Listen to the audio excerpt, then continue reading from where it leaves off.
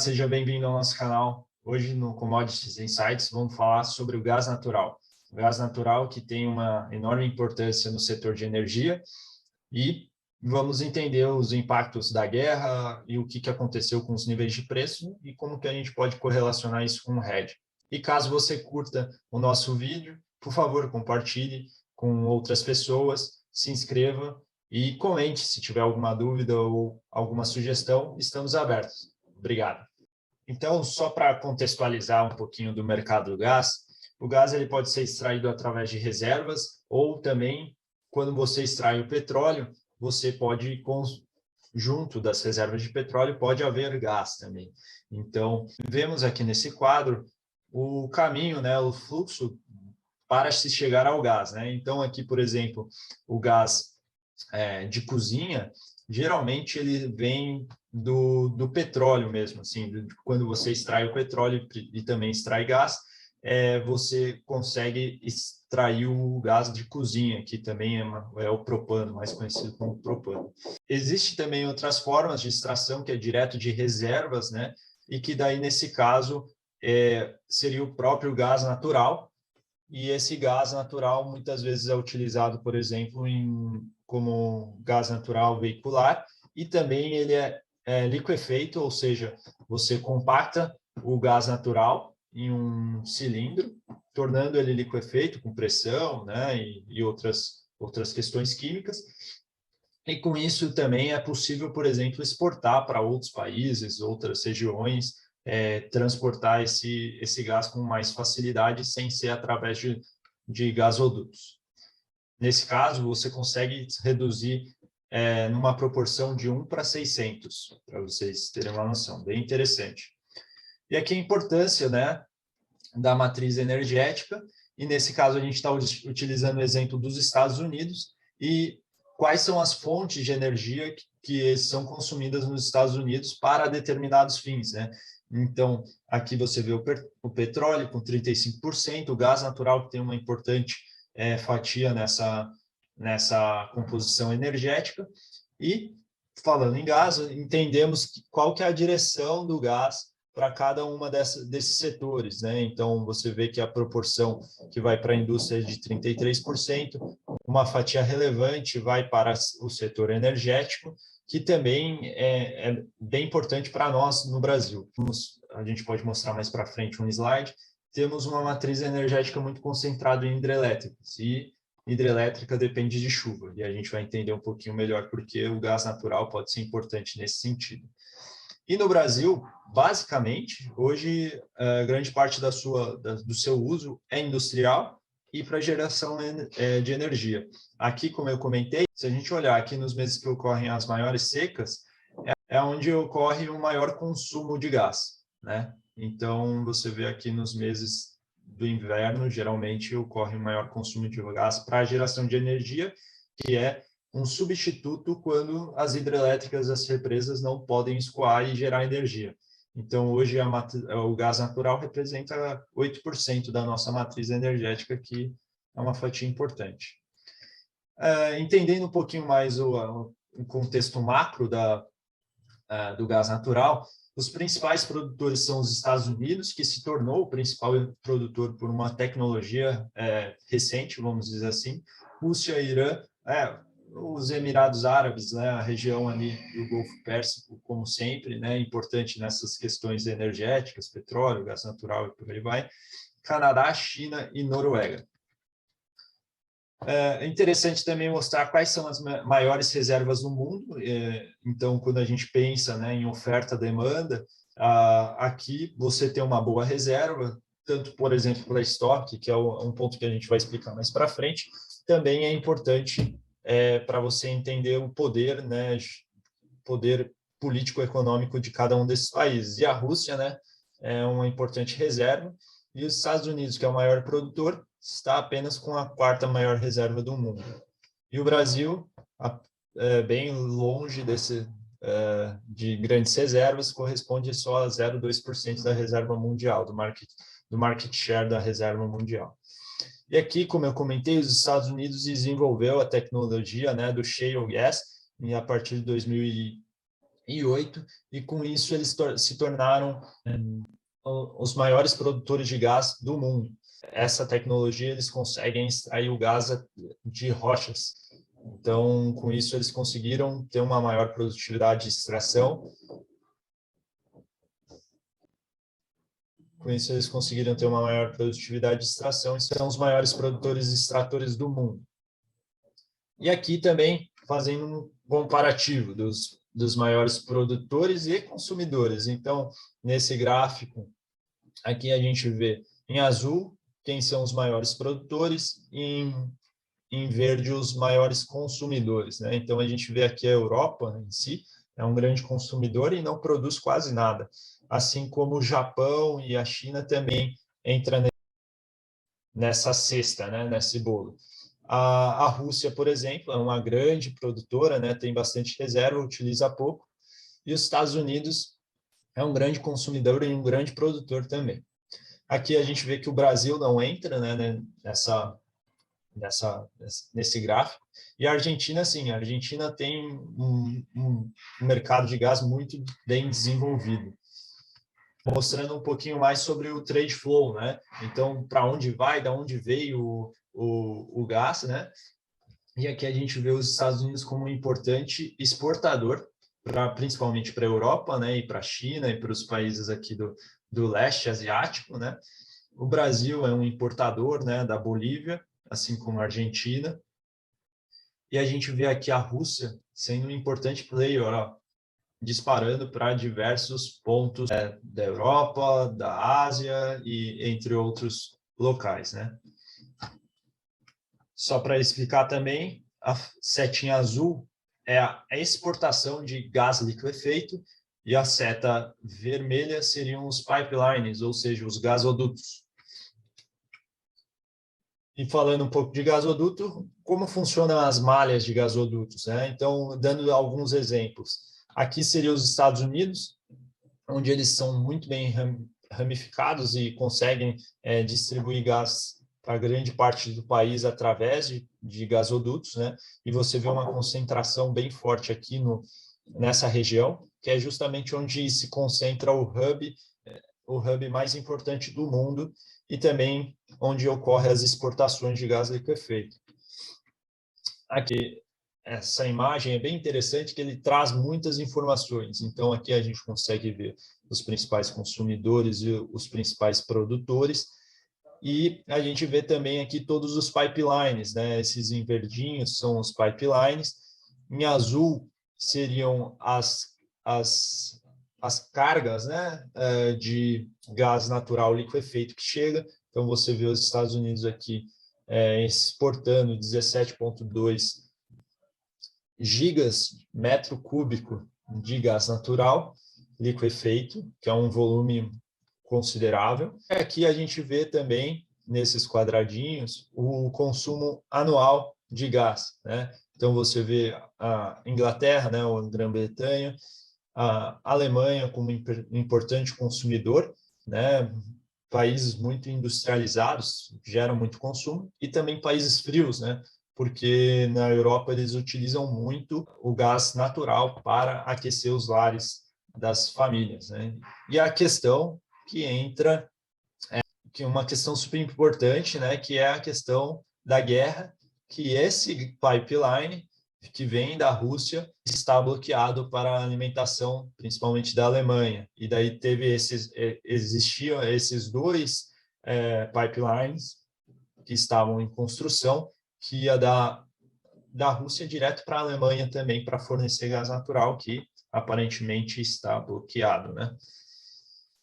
E aqui o Brasil, como que é a malha nossa, brasileira. Então, todos esses pontos, todas essas linhas pontilhadas são ou autorizados, mas não estão construídos, ou estudados pela EPE, que é uma importante agência de estudos da parte de energia. Os únicos que estão consolidados mesmo, existentes, são esses em escuro, esse pipeline, né, esse gasoduto em escuro. Então, a gente vê que basicamente a gente só tem no litoral, e também esse que vem da Bolívia.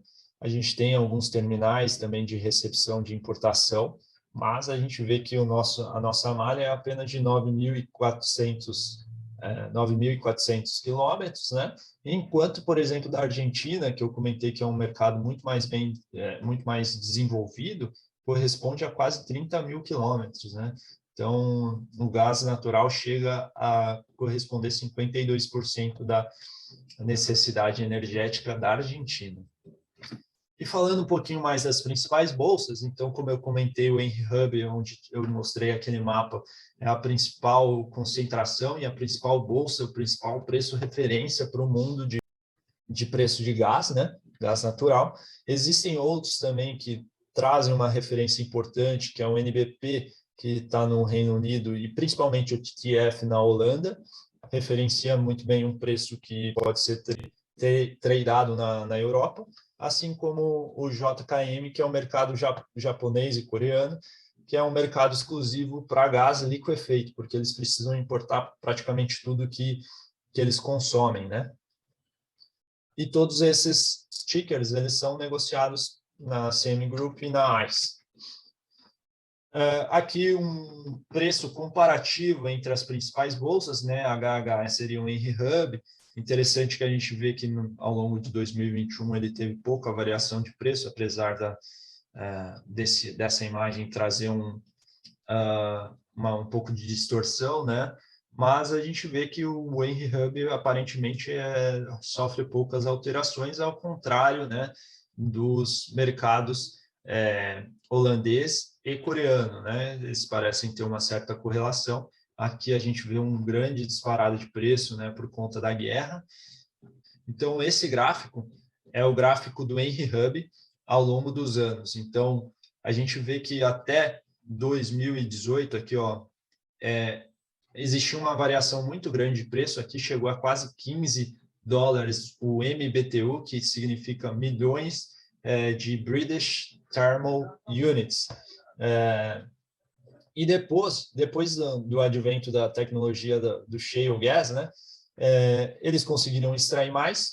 Naturalmente, houve mais oferta do que demanda a curto prazo, e isso fez com que os preços diminuíssem consideravelmente, e a variação de preço também ficou muito menor. Então, variando de aproximadamente $5 o MMBTU, a no máximo 2,50. Então, a variação de preço ficou bem menor. Então, aqui antes eu falava de 2, podendo chegar até 15, né? Imagina essa dispersão de preço, né? E hoje a gente está a níveis de preço bem menores. Aqui a gente vê uma disparada de preço muito por conta da questão da guerra da Rússia com a Ucrânia, né? Onde a Europa provavelmente vai ter essa defasagem de preço. A curto prazo, né, a gente vai mostrar nos próximos slides a questão da sazonalidade. A Europa pode não ser afetada por essa baixa oferta de gás natural que vinha da Rússia, mas no inverno isso pode aumentar o nível dos preços. E aqui, como eu estava comentando, a variação de preço, né? Como que isso impactou, a guerra da Ucrânia impactou o mercado de gás. Vejam, as principais commodities energéticas estão nesse quadro, e aqui é a variação de preço ao longo de um ano, do mês ou do dia. Então, vejam o mercado europeu, o nível de variação que teve no ano, né? E nos Estados Unidos, uma variação bem menor. Até mesmo o próprio petróleo, né, que subiu bastante, saiu da casa de $70 o barril para 110, 115, ele não teve uma variação tão grande quanto o gás natural. E as principais, como uma commodity, né, as principais questões que afetam o nível de preço é a oferta e demanda, né, o consumo, a questão energética, a produção, o nível de estoque, diferencial de preços entre combustíveis substituíveis, ou seja, o gás natural pode ser substituído por diversas outras fontes, né? Por exemplo, carvão, né, para gerar energia, mas carvão com a agenda ESG tem diminuído o consumo dele. E aqui a gente vê os estoques, né, que eles são muito maiores no inverno e vão caindo ao longo do inverno, né, e chegando no começo do verão, estoques baixos até se recomporem. E aqui também uma tabela com os níveis de preço do gás natural do Henry Hub, e a gente vê que eu separei aqui em vermelho onde se concentram os maiores preços, e geralmente eles ocorrem durante o inverno, que é onde ocorre a maior demanda. E no Brasil, como que acontece os níveis de preços? Como que é formado o preço no Brasil? Então, o Brasil é um país um pouco complexo, né? Onde o preço, de fato, do produto corresponde, assim, do gás, né? De fato, corresponde a apenas 46% do preço do consumidor, onde o resto corresponde a transporte, distribuição e 24% de impostos, tá? É uma carga bem alta, né? Então, algumas referências de preço no Brasil, né? Então, esse gráfico mostra uma curva de oferta estimada, né, para o Brasil em 2018 e como que seria esse nível de preço conforme a oferta de produto no mercado, né? E da onde veio essa oferta. Então, por exemplo, o pré-sal, né? Você vê que é um preço um pouco mais acima da média aqui do que de todos essas fontes, né? O gás importado é um dos mais caros nesse sentido, né? O gás da Bolívia, a gente vê aqui que é um importante fornecedor, está perto aí dos $5 MMBTU em 2017. Essa condição mudou bastante aí nos últimos tempos. Aqui também um dado interessante que mostra o nível de preço por distribuidora. Então, por exemplo, aqui no Rio de Janeiro, a distribuidora repassa para o seu consumidor livre ou outra fonte, né, a um nível de preço em 2017, tá? De $2 o MBTU. E aqui, por exemplo, a distribuidora da Petrobras é o menor preço porque ele gera maior volume. Aqui também a questão dos impostos, né, por estado, né, a gente vê estados que possuem altas alíquotas, já, por exemplo, São Paulo, que é um estado bastante industrializado, que tem bastante demanda para gás, é um pouco menor, né? E o Brasil em relação aos outros países, né? Então, o Brasil possui um dos gases mais caros do mundo, ao contrário de outros países, até mesmo europeu, que já tem um gás bem caro, tá? Isso ocorre muito pelo desenvolvimento do mercado, né? Um mercado que naturalmente ocorre um monopólio, né? Você não consegue construir dois gasodutos um do lado do outro para diferentes distribuidores, né, de gás, e é um mercado muito recente. A gente sempre foi adepto a hidrelétricas, vamos dizer assim, mas é necessário a expansão desse mercado para que não haja desabastecimento energético no país. Então, essas questões, né, de preço, nível de preço, Brasil e etc., com certeza deve afetar muito o custo de produção de, por exemplo, empresas que necessitam utilizar o gás natural como um insumo durante a produção de algum material, né? Então, caso você tenha alguma dúvida sobre esse tema e tenha interesse em entender um pouco mais como funciona o RED, porque no caso do gás natural é algo muito específico, né? É um mercado novo, incipiente, então existem ainda muitas dúvidas. Então, para cada situação é uma situação quando se pensa em RED. Então, se você precisar de algum apoio, você pode contar conosco. E também a gente tem cursos sobre práticas de RED e uso de derivativos que começa agora em junho.